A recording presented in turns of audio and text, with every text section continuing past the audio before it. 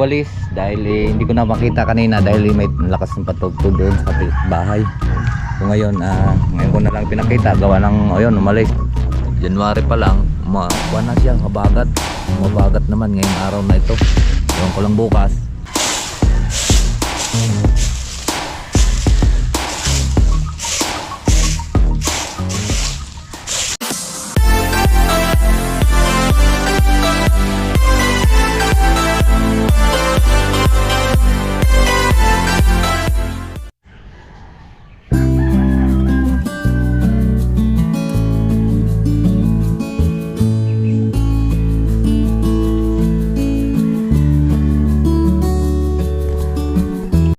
Good morning mga kalap natin dyan, panay-bagong araw at panay-bagong vlog. At welcome na naman po tayo sa ating panay-bagong vlog ngayong araw. Ngayong araw po ay linggo na po. So magandang umaga po sa inyong lahat, Luzon, Visayas at Mindanao. At sa ating pong sulit pong sumusuporta po sa atin, magandang araw din po sa inyong lahat.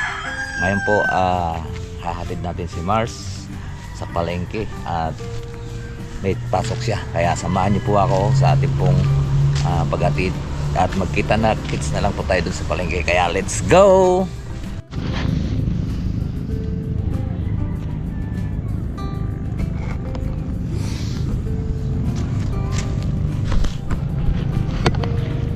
Yung mga kalaot at nandito na nga po tayo sa playa. Dumiretso na po tayo dito dahil po dito naman ang daan natin. Hindi na tayo bumalik, paikot na tayo dahil sa Utso lang naman si Mars atin pong hinahatid. So ngayon ikot muna tayo dito dahil po ay napakaganda talaga po dito. Masarap dito magkape. Ayan. Dito pwede rin palang magkuhan dito, mag-overnight dito. Sa tabing ito. Ayan. Mayroon ditong nagbo-bonfire. Libre naman to dito, wala pang bayad dito. Kasi ginagawa ko po ito sa simintuhin pa. Ayan oh. Dito ngayon ayan oh, may namamanti. At napakapayapa ngayon ng dagat pag maaga, pero mamaya maligalig na rin. Ayan, medyo malabo-labo yung bulkan dahil po maaga pa. Magkuha na, alas 6:30 na, pero wala pa siyang araw lumabas. Ewan ko lang kung bakit ganyan, baka hindi natin masabi panahon ang angkuhan. Ayan sila Rolly, patawid na yun ng piraso.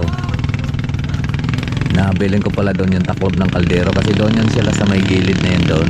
Pauwi na yung mag-asawang. Nagatid lang yun dyan ng isda. Wala ngayon nagja-jogging.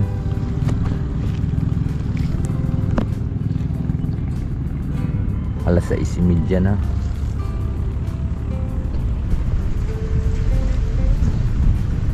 Madami ditong nadating papasyal. Iba-ibang lugar pumapasyal po dito, sinisilip sa bulkan, lalo na siguro kung yun hindi pumutok yung bulkan, makakalaot. Daming turista lagi araw-araw naikot. Ngayon marami naman turista ngayon, kaya lang hindi na sila pwedeng umakyat doon, bawal kasi aktibo pa yung bulkan. Siguro pagka yun nasa normal na, makakabalik na rin po yung mga turista. Iba-ibang lugar ang nakarating dyan, may Japan, Amerika, Canada, mga Korea, Taiwan, nakarating dyan.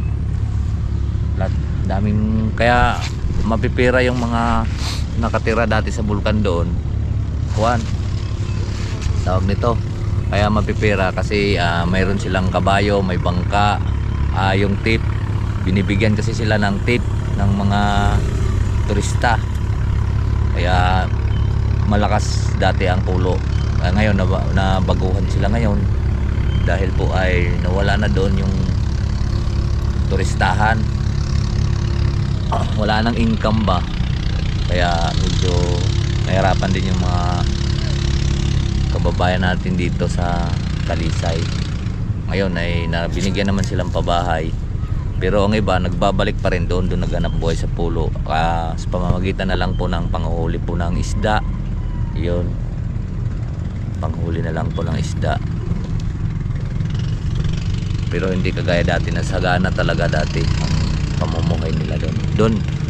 Doon nga kahit dollar yung pera mo pinapalitan, pwede mo ibili sa tindahan. Ngayon wala nang tindahan, Right, so ayan. Active ko, ayan o. Akuan ko na lang mamaya kayo. Wala pang. Siyan po mga kalot, parang umiba yung hangin, ano. Umabagat po siya.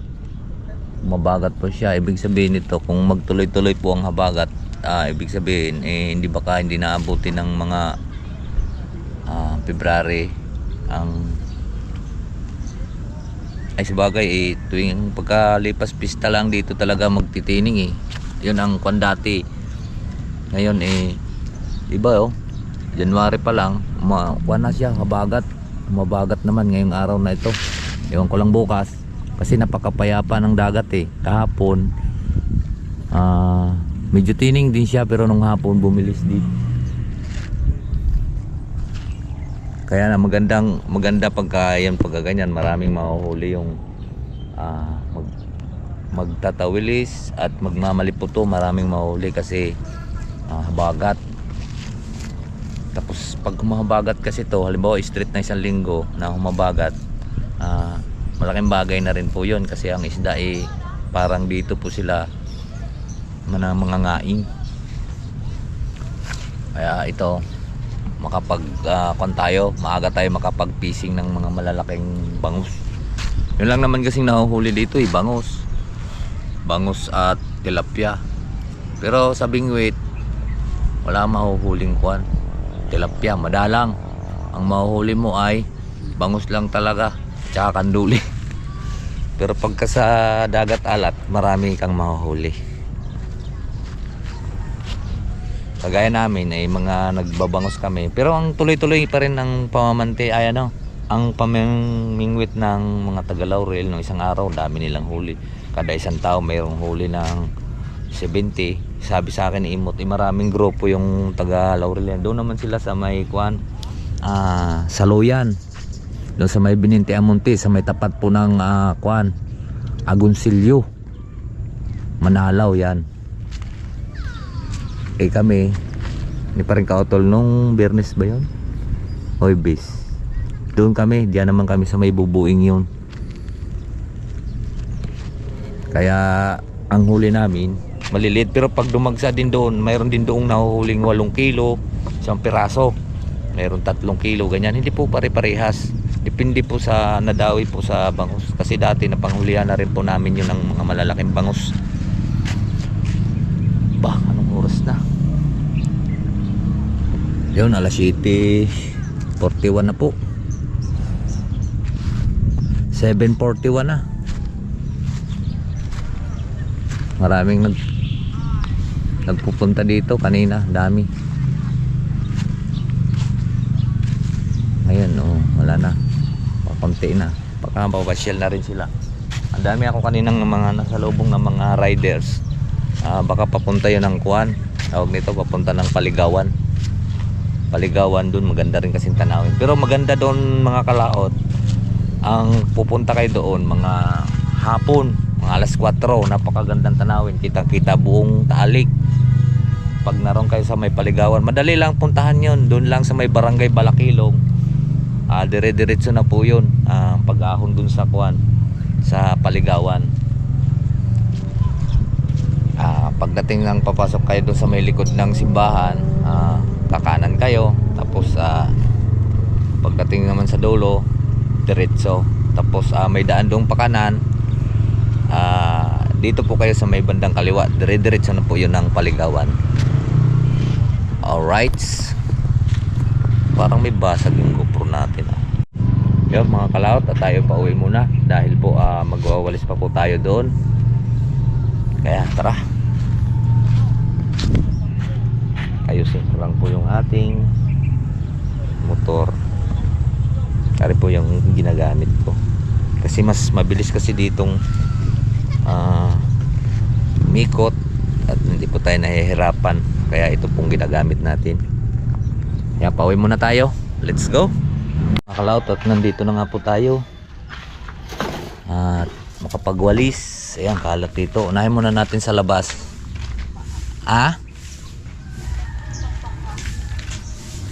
Alin? Walis muna tayo dito sa labas.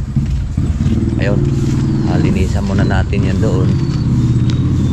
yung kalat na yon para maganda naman tingnan. Yan. Yung paligid tapat natin ayun tapat natin, linisin natin. Dito lang tayo magkalinis naman sa labas.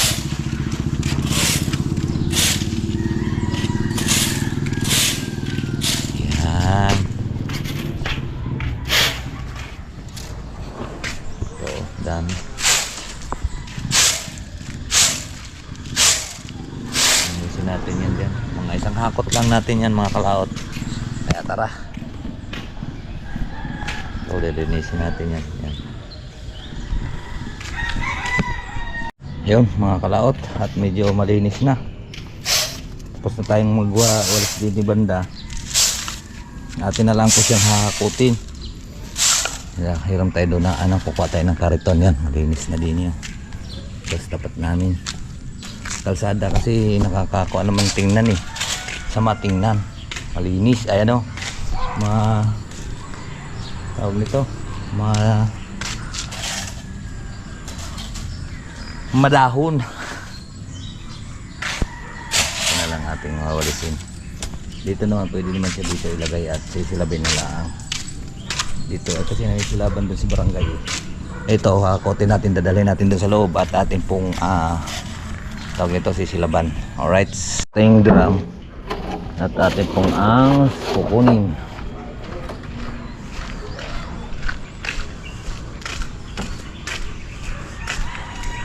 Kunin po natin ang ating pong winalsin.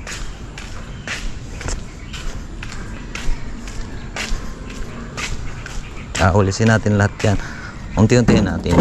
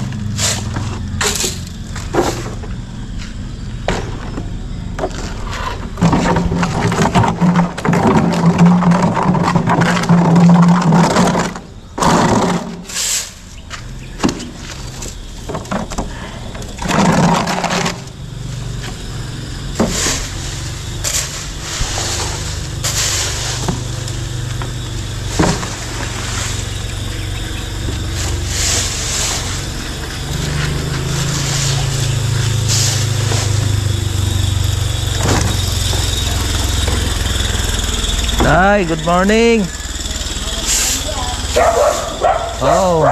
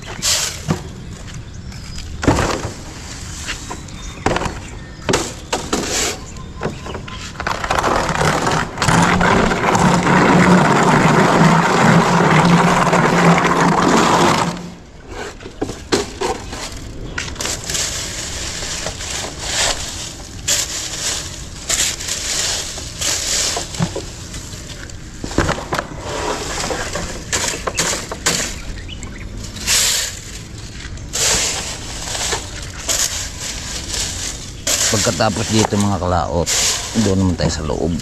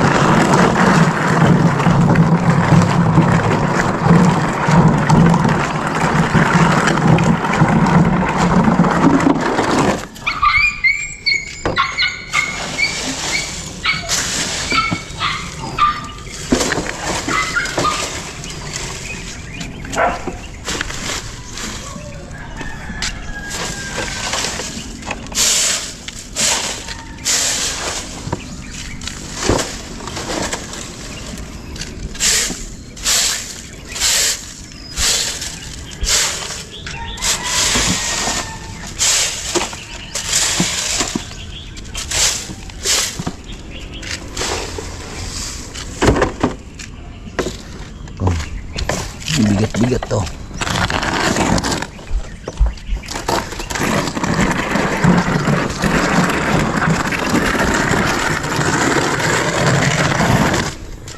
Pasok ka na, Toy? Ha? Hindi naririnig, may pasak sa tainga.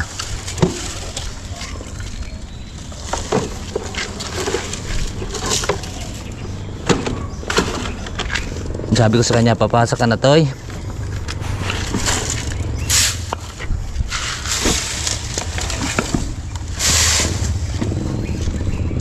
Ito yung napakadali naman sila banto.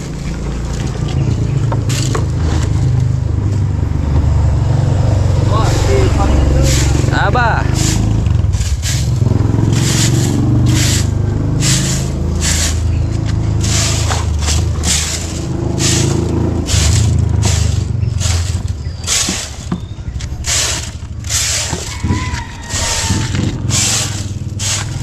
Okay.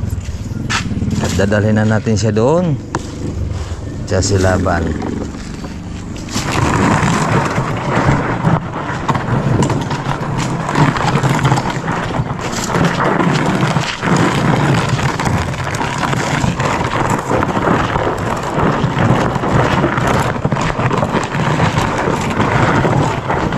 Ito malawang pang wawalisin natin dito mga tao.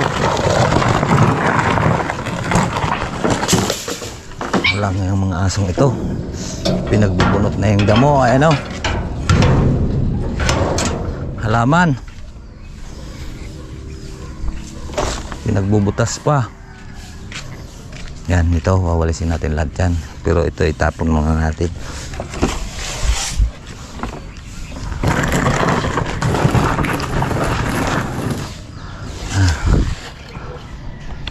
Yung mga kalaot, tapos na po tayong magwalis dahil hindi ko na makita kanina dahil may lakas ng patugtog doon sa bahay. So ngayon ko na lang pinakita, gawa ng ayun, umalis sa nagatid daw ng kuan, nawalan tugtog. So ngayon pwede na natin i-vlog. Ay ang hindi ko pa lang nawalis yung doon sa loob. Ito lang muna, medyo malawak-lawak din to hanggang doon. Yan, dito matapos na dito. Mamayang konting mamayang hapon mayroon na naman to.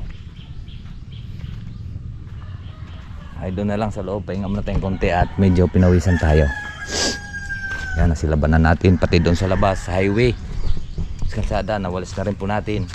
Iba pagkakuan, malinis tingnan at medyo maganda ang ating may isip at kuan, malinis tingnan, diba?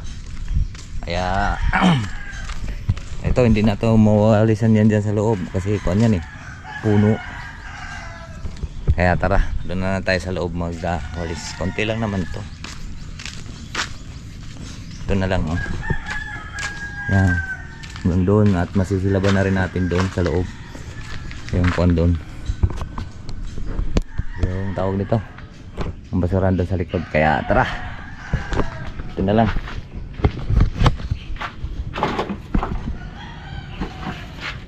Bang wala pang tugtog. So tapos na yan. Luwang na ng kuhan ating nawalisan. Pati doon sa kalsada. Kaya magwalis ulit tayo yan. Mayroon na naman bagong pata.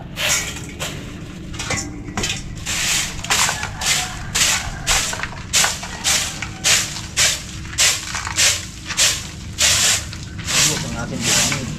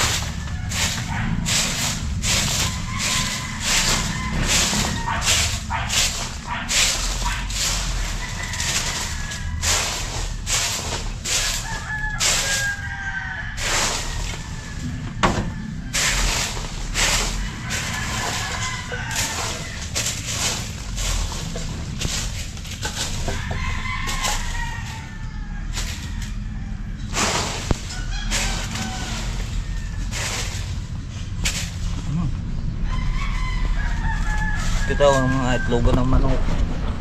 Kaya manilinis na rin natin yan.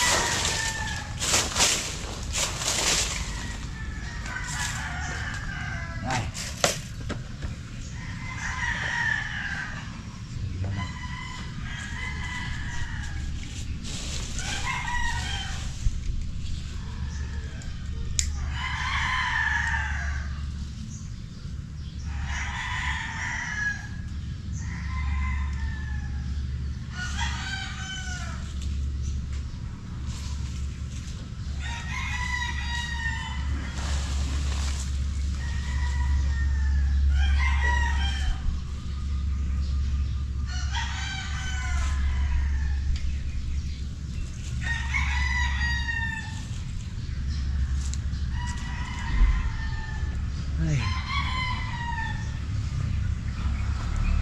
Mabilis na.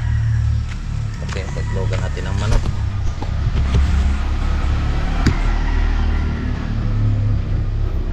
Lalagyan pala natin dito ng tubig dahil ang manok natin ay naitlog. Ayan o, nainom.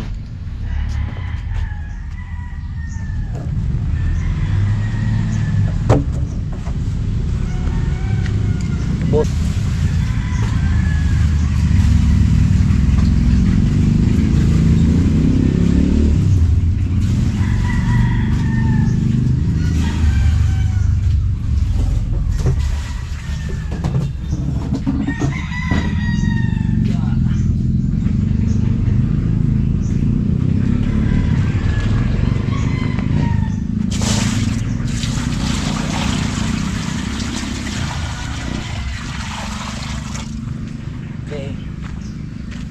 Lalo ngayon mainit mga kalaot, madalas sila umiinom sa tanghali. Kahit nga maaga pa lang nainom na sila, gawa ng mainit na eh. Right, so ayan, natapos na po tayong lahat sa ating po paglilinis ngayon, loob at labas. Yun mga kalaot, at tayo na may mamimingwit ngayon. At tumawag si Imot na marami daw kapong litaw doon sa laot. So ngayon natin pong puntahan at mamimingwit. At yan, medyo mahaba-haba na rin po yung ating video, so dito ko na lang po tapusin at magkita-kits tayo sa next upload. Bye bye po sa inyong lahat. I love you all and God bless. Mag-ingat pag